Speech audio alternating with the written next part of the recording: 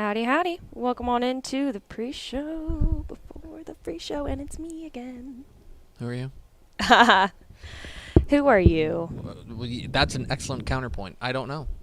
I don't know who I am yet. I'm still trying to figure out. My camera's a little weird. I'm still trying to figure out what I want to do with my life and You know what? who I That's- am, that's- actually. That's a good... Listen, I'm significantly older than you. I'm old AF, as you kids say. And old AF. And I don't know what I want to be when I grow up. So, you know, It's QB2. it is QB2. It's Mallory Hartley in the hot seat today. Hi, Mallory. Hi. You doing okay? I am doing How are okay. we feeling about these Spartans? How are we feeling about these Michigan State Spartans? Really good. Really good. So quick little side note. We recorded the 158th episode of Republic of Football yesterday, me, Ish, and Craven. And yes, Ish did give me a quick 2-minute spot to talk about my Michigan State Spartans and our sort of thrilling win over Miami. You know what? The word I would use is resounding. Yes. I don't think. Okay. I think it was a. I did. Okay. Let me issue some full disclosure here. Mm-hmm. I watched 0 snaps of this game. Gee, None. thanks. I'm just kidding. But I was aware it was happening as it was happening in real time, and I was aware that I was scared. they're putting it on them. Yeah. They're putting it on them, and now they come back home to East Lansing tomorrow night. And I mean, you just don't walk into East Lansing and win and come away with a win, especially if you're Nebraska. Right. And then we've got a little bit of Conference USA action. We play Western Kentucky the week after. Hey, okay, I'm here to tell you. Don't sleep on Western Kentucky. No, of course not. That team can cook. That team is entirely comprised of Houston Baptist kids.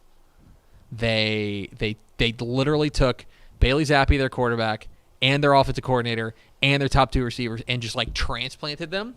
I Over to Western actually Kentucky. did not know this. You didn't know this? Yeah. No. Wow. And Houston Baptist had like one of the most explosive offenses in the FCS last year. And then Western Kentucky was like, we'll have that. Wait, we claim him. Why you come over here? And so then Bailey Zappi and the receivers and the offensive coordinator all went to Western Kentucky. And their offense has been great. Now they are 1-1. They have a win over like an FCS team, and then they got beat by my beloved Troops. But that's right. They are, but they're good. They're dangerous. Now they view defense as like a luxury that they can't afford right now. Right. But that they can't afford right now. But it's they're solid. They're solid. So don't sleep on Western Kentucky. Y'all are gonna kill Nebraska though. And then here's the thing. Like let's talk a little bit, right? Okay. This is we're a Michigan State football podcast now. I'm gonna start my own. So they're 3-0. 3-0. Okay? Yes. They're going to beat Nebraska because Nebraska's an embarrassment. Okay. Hey, they held their own for a half against Oklahoma last week. I mean, I knew they were going to pull away. Okay. Nebraska's an embarrassment. I tried. Sorry, Nebraska fans, I tried. Then they get Western Kentucky at home. Should be a win. Yes. Now, I think Western Kentucky is dangerous, but it should be a win. Mm-hmm. Then they go to Rutgers. Rutgers is pretty good. Rutgers is better. But Michigan State's better than Rutgers. Rutgers beat us That last should year. be a win. At that point, you're 6-0. Mm-hmm. Then you're at Indiana. If this was last year, I'd be worried. But Indiana is butt. They're back to being butt. Right. Okay? 7-0. Then you get Michigan. That's going to be... Hold on. After a bye week, and you get them in East Lansing. Right. Okay? Okay. Now, things get tougher. Here's the thing. Then it's Purdue at home, or at Purdue. Purdue's terrible. Purdue has just forgotten how to play football. Maryland's better, but you get them at home, and then you close out the season at Ohio State and then home to Penn State. It's tough. It's tough. Tough scene at the end. Tough scene at the end. But I think Michigan State could be like 9-1 heading into the final couple of games of the season. Okay, so you think our only loss would be to Michigan? Michigan. Okay. I'm sorry to tell you that. It brings me no joy to tell you that I think that Michigan is actually pretty decent. I think they are too. I don't like that because I wish nothing but bad things on Michigan because I'm the son of an Illini, so That's right. The enemy of my enemy is my friend. Like this is like you and I are conjoined here. Of course, I like to think positively about them because I'm a big fan, obviously, but I'm also a very superstitious person. So I'm not going to say, yeah, we're going into that Michigan game after a bye week and we're beating them. I'm saying at home. But I'm saying you could be. I'm saying you should be. I'll say this: you should be 7-0 heading into that game with Michigan. Yeah. That's what I'm saying. That's all I'm saying. It'll be an exciting game regardless. Anyway. It'll be an exciting game, but Anyway, Sparty up. Is that what you say? moral of the story. No, Oh, okay. we just say go green. Go green. Will you say go green for me? Go green. I like it. Hit the theme expo.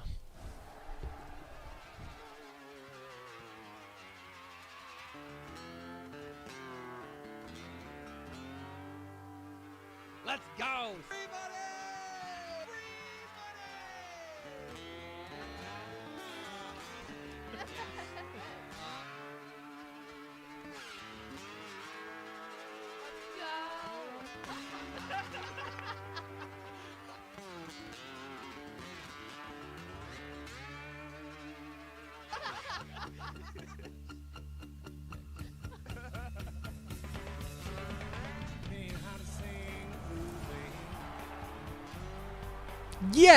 Yes, y'all. From the Dave Campbell's Texas Football Mothership here in beautiful Lewisville, Texas, it's Texas Football Today, a show that is coming to you through a series of wires and, there's a box over there and a computer, and there's, a couple chairs here. It's just a whole production. Of course.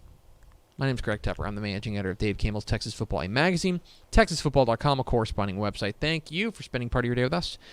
Whether you're watching us live on texasfootball.com, Facebook, YouTube, or Twitch, or you listen to us on the podcast, which you can subscribe to on the podcast vendor of your choice. Either way, thank you for doing your part to support your local mediocre internet show. I am sitting over there at the helm today, making us sound good. She is my Mal Pal. She is your Mal Pal. She's everyone's Mal Pal. It's Mallory Hartley. Hi, Mallory. Hi. How's it going? Great. You happy to be back doing the show? Yes, I am.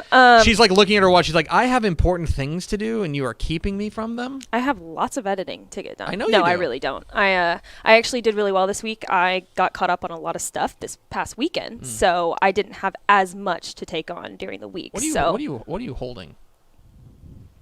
It's my intern football. So Wow. you guys gave me a football when I interned here. Believe After in your my, dreams. they were like, "Hey, here's a football. Bye." Come back. We ran into a former intern last night. We were at the Longview. Did you? We were at the Longview and West Mesquite game, which we'll talk about here in a moment.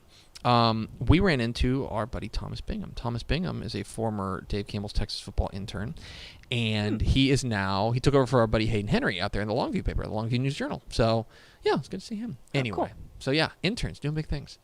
Yeah. Today is, they're producing the show today. Today is Friday, September 24th, 2021, 62 days until Thanksgiving. Happy birthday to F. Scott Fitzgerald. Hey, Mallory, who's F. Scott Fitzgerald?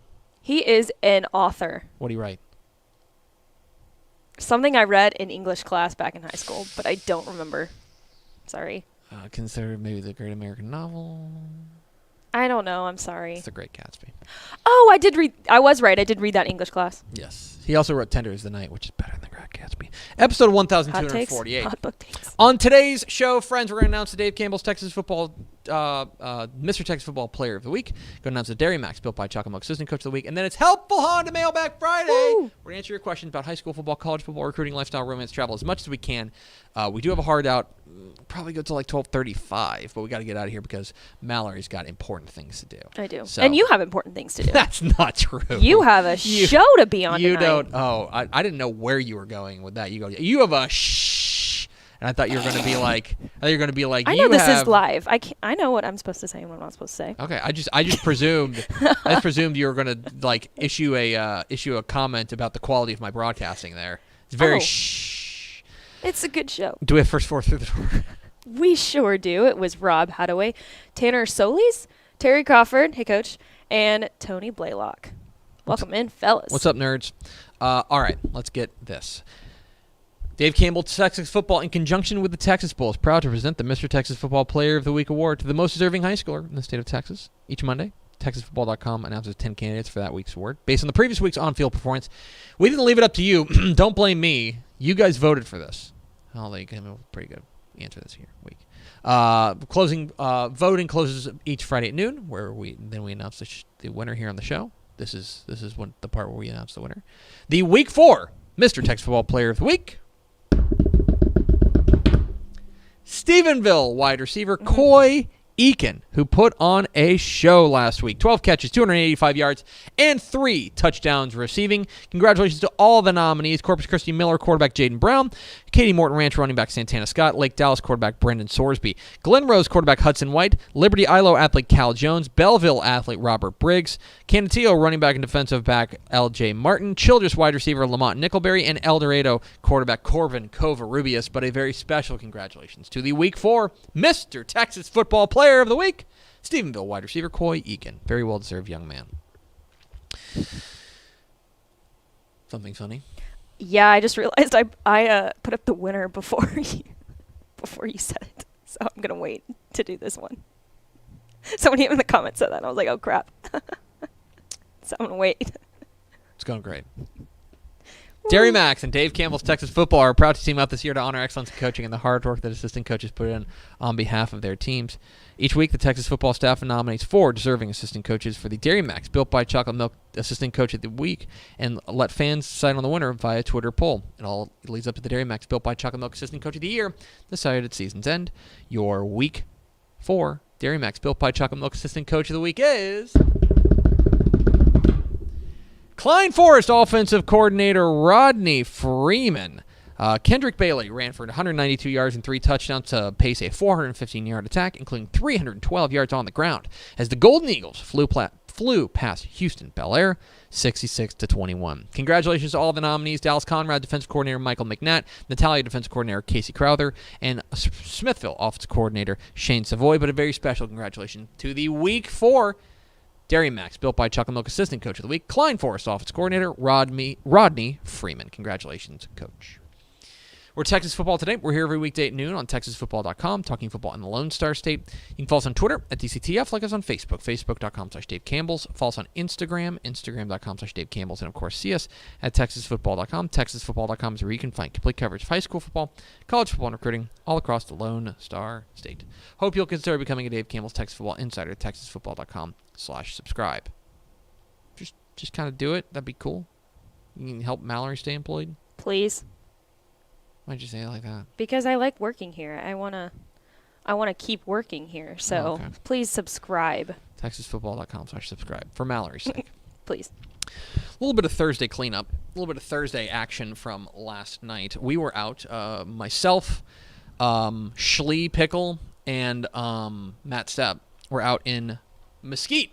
Yes. Beautiful Mesquite awesome Memorial Stadium for West Mesquite and Longview. And this game got very hairy for Longview. Longview was a big favorite in this game. And they were, first of all, I think you give a lot of credit to West Mesquite. They are very clearly better than they were last year in second year under Coach Frank Sandoval. They're very clearly better. Like almost unrecognizable. Like, they're way better. They got a one-handed touchdown catch right before halftime by T.J. Turner. We've got video. I tweeted video. Our buddy Guy Frazier was out there. He got video on the sideline, right in front of him. But he hauled in, kind of basket catch, a one-handed touchdown catch. It was awesome. And they went in halftime tied at 21. Now, Longview, take nothing away from West Mesquite, but Longview made a lot of mistakes in the first half. They just played sloppy. They did not look good. They figured it out in the second half. West Mesquite turned the ball over a couple times. Longview forced a couple of turnovers, and then they ended up running away with a 56-28 win over West Mesquite to open up district play. I interviewed John King afterwards. We'll have that up on TexasFootball.com here shortly. We had a great conversation with him, as always. He is, as you know, very quiet, reserved, and generally, not a great interview. So lower those eyebrows. 2 great coaches, though. Oh yeah, two coaches we love. Two yeah. coaches we love, and Coach Sandoval. And again, love that. Again, it's funny. I'll just blow up Frank Sandoval's spot. But like after the game, we were catching up with him and talking like that, and we told him how impressed we were with his team and stuff like that. But then he looked across and he saw Coach King, and he's like, that's why that guy's a legend. You know what I mean? Like, that guy, he knows what he's doing. And sure enough, he was able to come out with a win. But I'll tell you that I think West Mesquite's improved. Longview, I have some questions about Longview. Now they were banged up last night. But but ahead of there's tougher games ahead, including Highland Park in district play. I'll be at that game. Nice. And then we've also got, and then when they get into the playoffs, assuming they make the playoffs, which is I think a fair assumption. Yeah. Assuming they get in the playoffs, then they will they'll have to face teams like Denton Ryan within their own region. They'll have to face teams like College Station within their own region.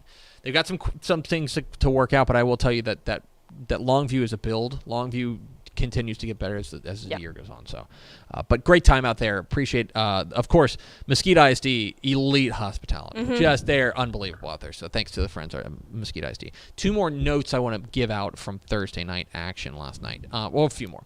Smithson Valley beats New Braunfels in a relatively tight matchup that was tight into the fourth quarter.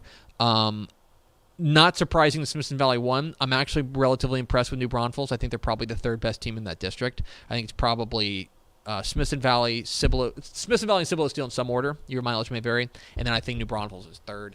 I was impressed with them. And then also, probably the big result from last night. Fort Bend Hightower beats Manville. That's the number 4 team in 5A Division 1 goes down in their district game. I know it's a district game. And suddenly that's going to shake up some things. Now Hightower is playing really well, and that defense came to play. Manville's got a couple of offensive issues right now that they've got to iron out, but this is a really impressive win for Hightower and kind of turns 5A Division 1 that right side of the bracket a little bit upside down because, we still don't know who's going there. The other one I want to mention, and I tweeted about this, but let's talk butterfly effect. Last night, Austin Aikens beat Buda Hayes, okay? And you're probably thinking, okay, go on. That has huge implications because if Buda Hayes does not make the playoffs, then Austin Westlake goes to the Division 2 bracket where, in my opinion, they would be at least the favorite to win Region 4. Depending on where Katy goes, they could be the favorite on the right side of the bracket, and depending on what you think of Denton Geyer, they could be the favorite to win a state championship. Huge news there because Buda Hayes is now, I think, an underdog to make the playoffs. So that could have huge statewide implications. So that is kind of the Thursday night action that I saw. Were there any other games I was paying attention to? Those are really the ones. I was kind of locked in on the game I was at, obviously. So kind of harder to pay attention to the Thursday night action. I had a player in fantasy playing last night, so I watched the Panthers and Houston game. So he did really well, by the way, but we can move on. I just wanted to let you know. I just have a question. Mallory. Do you think that's relevant to the class? Yeah. We take fantasy very seriously here, so I just wanted to point that out. Very seriously. Very. This is a mistake. Okay. By the way, Matt Rule, speaking of that game, did you see Matt Rule? I did. Matt Rule was wearing a THSCA hat on the sideline last I didn't. night. See, it is relevant now. In the pregame, Matt Rule popped on a THSCA hat because Matt Rule, a real one. Rules. Shout out to Matt Rule. It's time for Helpful Honda Mailbag Friday. The North Texas Honda dealers want to help you score some great deals on award-winning Hondas. Stop by your Helpful Honda dealer today or visit ntxhondadealers.com to learn more. Thanks, Mallory. And thank you, Honda. Honda. Love Good Honda. Cars. Yes. Love you, Honda. It's Helpful Honda Mailbag Friday. We're answering your questions. High school football, college football, recruiting, lifestyle, romance, travel, Michigan State football. Yeah, I can answer all those for you. All those questions about that. If you got questions, who do the troops have this week? Football. Are you talking about? Yeah, they play Miami of Ohio tomorrow, and they should beat them. Because you don't walk into Michie Stadium and win. No, you don't walk into Michie Stadium and win. Anyway, Army's 3-0. They're going to be 4-0 after next week, and then they're going to beat Ball State. Then they go to Scotty. Scotty's going to be tough. Anyway, does anybody have any questions about things?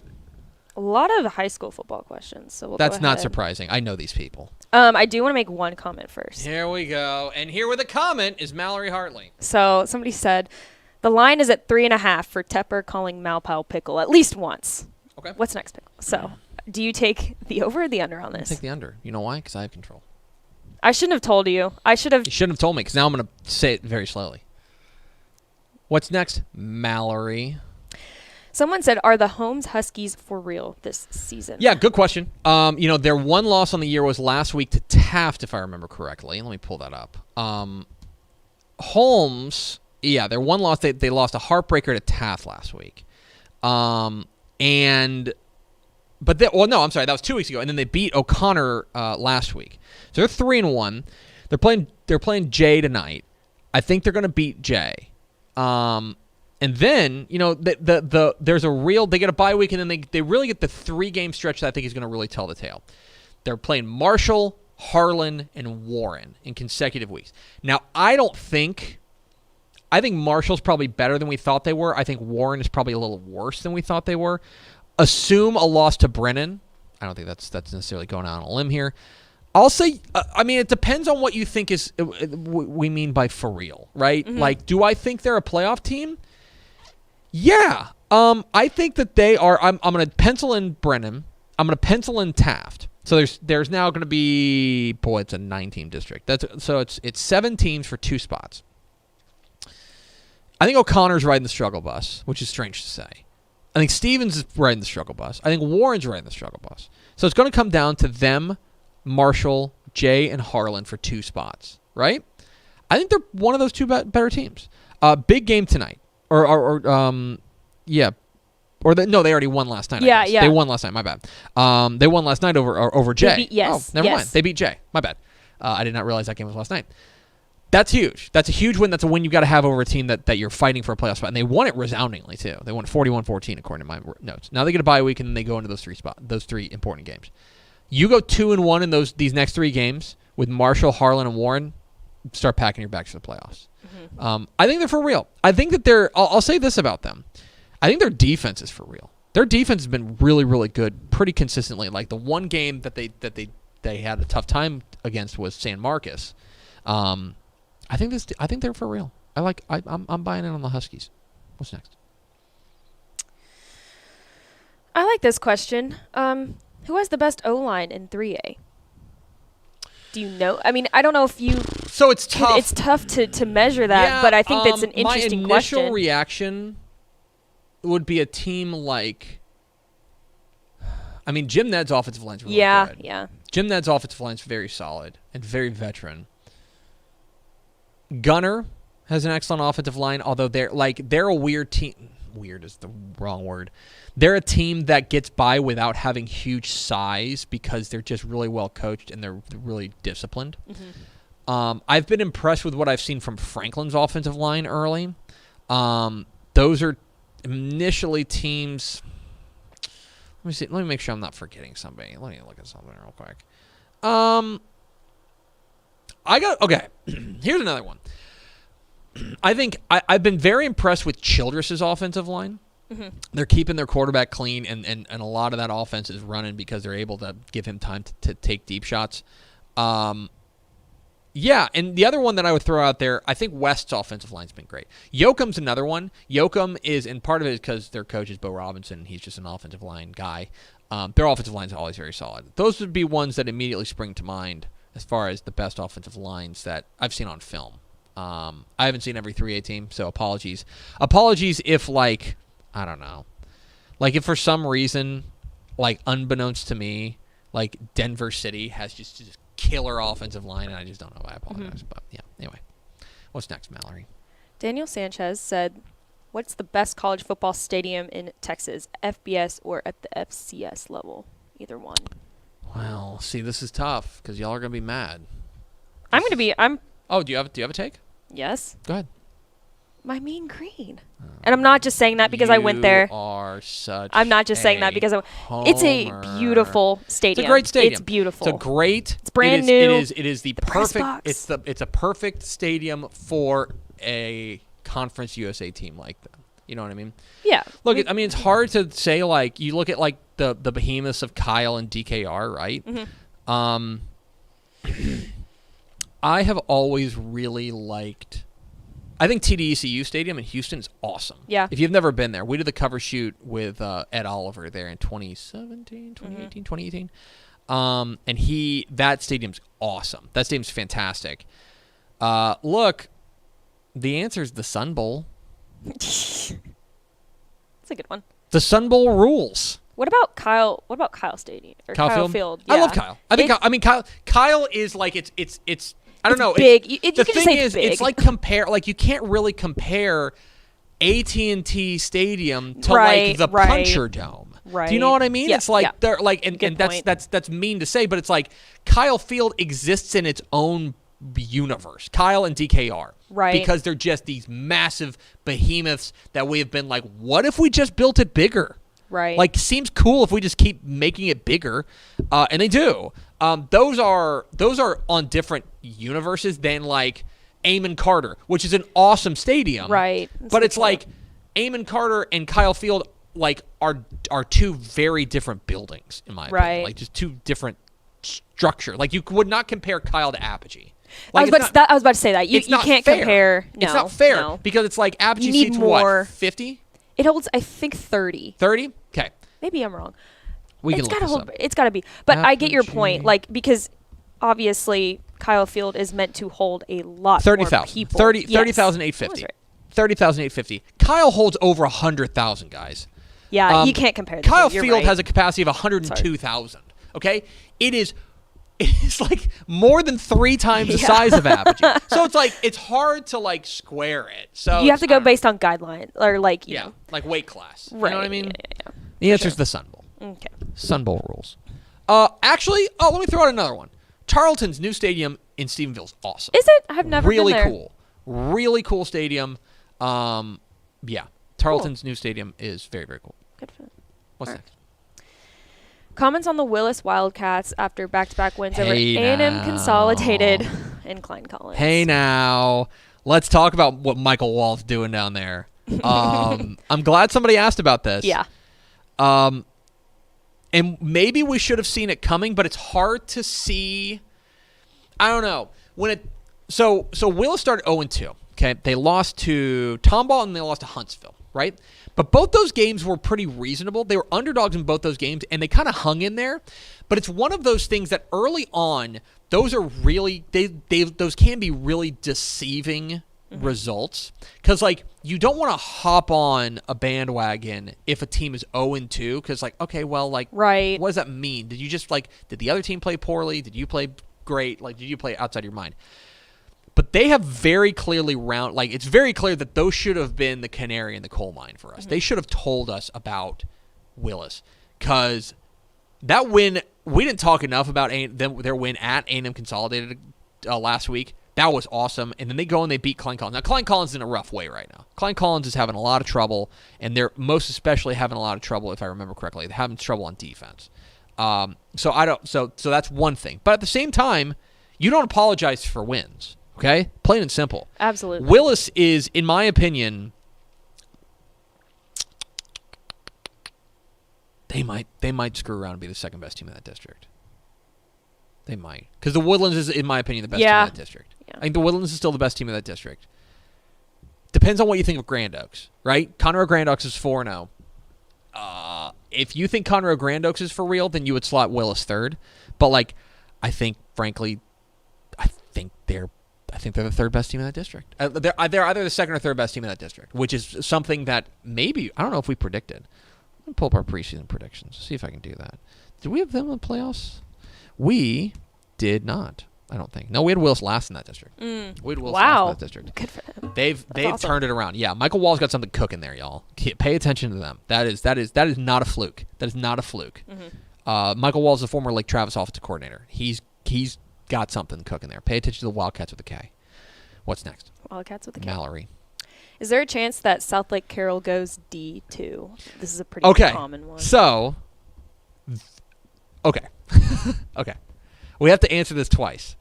The answer is yes, and also No. nah. So here's the thing.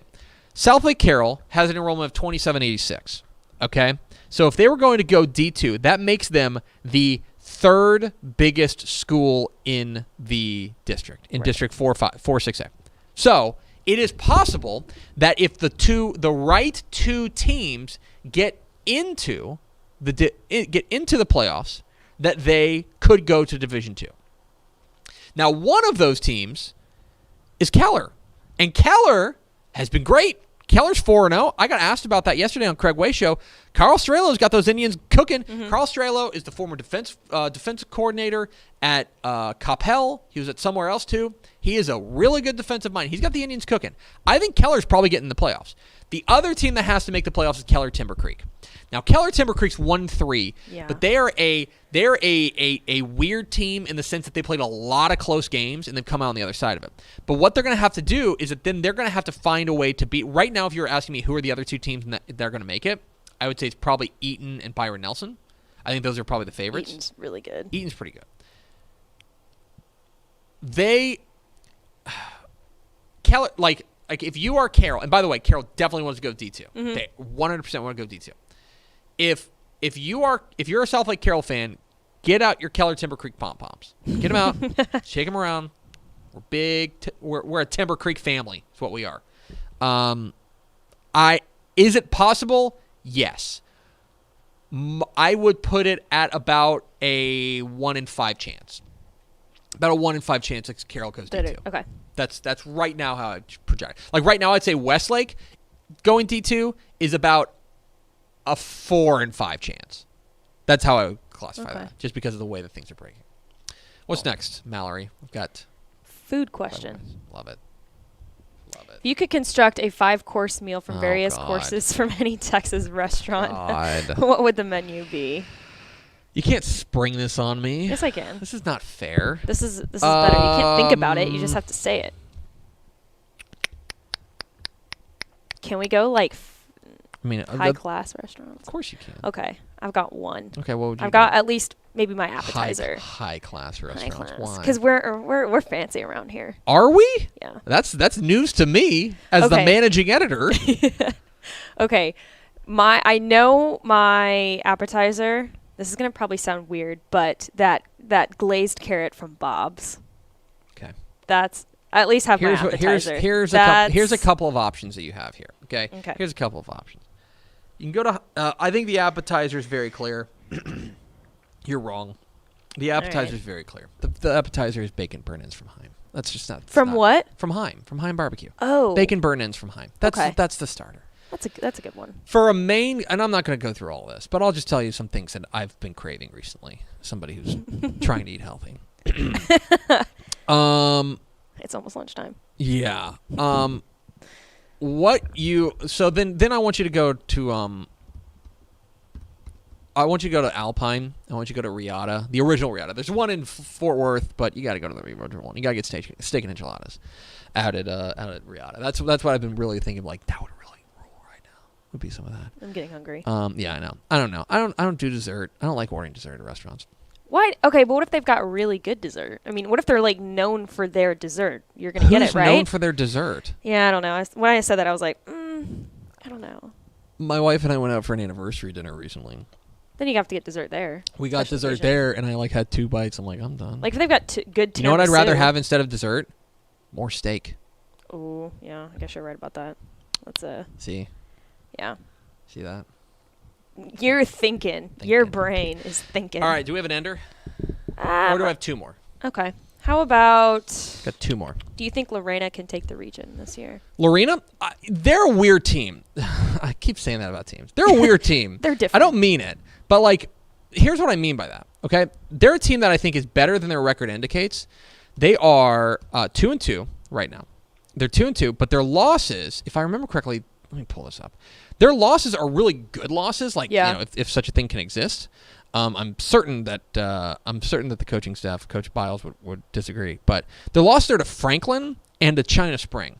Those are not only state-ranked teams, but one of those in China Spring is a state-ranked 4A team, okay? But they blew out Gatesville. When they've played teams in their own weight class, in my opinion, they've been really good. I think I still think they're the best team in that district, although we'll find out probably tonight when they go to Little River Academy, who's undefeated. I think that's probably the real tell. As far as am I willing to go and say that they're going to win the region, I'll give that a firm maybe. Hallettsville is still, I think, dangerous.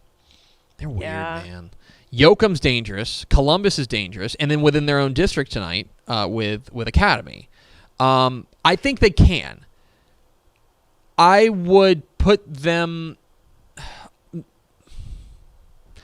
ask me Monday. If they beat Academy, and especially if they beat Academy like a drum, then I'm willing to buy in on them as the favorite in Region 3, in 3A Division 1. If they do that.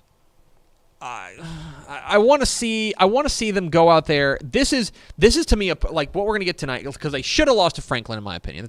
That's the number 1 team in 3A Division 2. Yeah. They should have lost to China Spring. That's a state ranked 4A team, right? But they also should have beaten Gatesville and they should have beaten Madisonville. You could consider this Academy game a coin flip.